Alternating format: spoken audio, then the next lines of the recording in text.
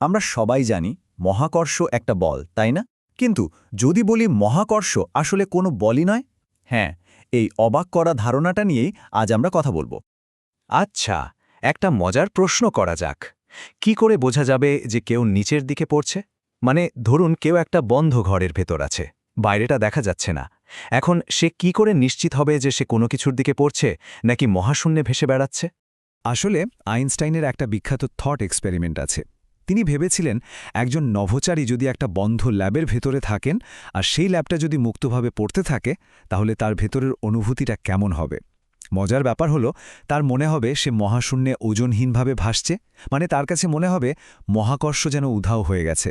এই যে অবস্থাটা, একেই বলা হয় নভোচারীর দ্বিধা। তো চলুন এই দ্বিধার গভীরে গিয়ে দেখি আসল ব্যাপারটা কি। তাহলে সমস্যাটা কোথায়? সমস্যাটা হলো, যদি শুধু একটা মাত্র কণা বা একটা বিন্দুর দিকে তাকানো হয়, তাহলে মহাকর্ষের প্রভাবটা বোঝাই যাবে না। কারণ ওই কণাটার কাছে তো সবকিছুই স্বাভাবিক। সে ভাববে, আমি তো সোজাই চলেছি। তাহলে সমাধানটা কি? এই ধাঁধার আসল চাবিকাঠিটা কিন্তু খুব ইন্টারেস্টিং। আর সেটা হলো, একটা কণার দিকে না তাকিয়ে যদি একদল কণার দিকে তাকানো যায়। হ্যাঁ, আসল রহস্যটা লুকিয়ে আছে আপেক্ষিক গতিতে। মানে একটা কণা একা কি করছে সেটা বড় কথা নয়, বরং অনেকগুলো কণা একে অপরের তুলনায় কিভাবে নড়াচড়া করছে সেটাই সব বলে দেবে। ভেবে দেখুন, প্রথমে কণাগুলো একটা সুন্দর গোল বলের মতো ছিল, কিন্তু মহাকর্ষের টানে পড়তে পড়তে দেখুন বলটা কেমন চ্যাপ্টা আর লম্বাটে হয়ে যাচ্ছে। এই যে আকারের পরিবর্তন, এটাই কিন্তু বলে দিচ্ছে যে এখানে অদৃশ্য কোনো একটা শক্তি কাজ করছে। এর কারণটা কিন্তু খুবই সহজ। যে কণাগুলো মহাকর্ষের কেন্দ্রের বেশি কাছে, সেগুলোকে বেশি জোরে টানছে, তাই মেঘটা লম্বা হয়ে যাচ্ছে। আর পাশের কণাগুলোকে ভেতরের দিকে টানছে, তাই ওটা দুই পাশ থেকে চ্যাপ্টা হয়ে যাচ্ছে। সোজা কথায় একটা টান আর চাপের খেলা চলছে। এই যে টান আর চাপের খেলা, এটা কিন্তু শুধু কোনো তত্ত্বের কথা নয়, এর একটা দারুণ উদাহরণ আমরা রোজই দেখি। সমুদ্রের জোয়ার ভাটা, ঠিক তাই। চাঁদ কিন্তু পৃথিবীর সব জায়গার জলকে সমানভাবে টানে না। যে অংশটা চাঁদের কাছে, সেখানকার জলকে বেশি টানে আর দূরের জলকে কম টানে। এই টানের পার্থক্যের কারণে জল একদিকে ফুলে ওঠে, মানে প্রসারিত হয়, আর অন্যদিকে চাপা পড়ে, মানে সংকুচিত হয়। আর এভাবেই তৈরি হয় জোয়ার।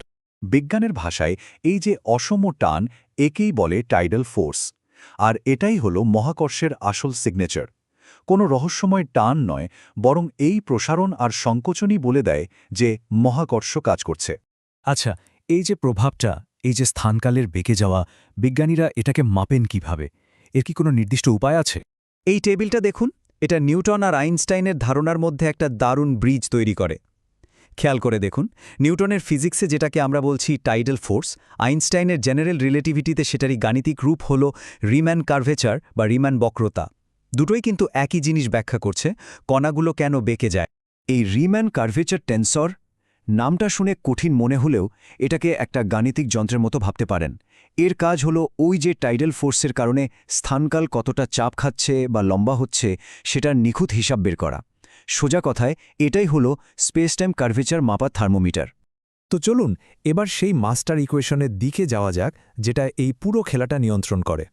কিন্তু একটা মূল প্রশ্ন তো থেকেই যাচ্ছে, স্থানকাল কেন বাঁকে? এর কারণটা কি? আর সেই উত্তরটা লুকিয়ে আছে এই ছোট্ট একটা সমীকরণের মধ্যে।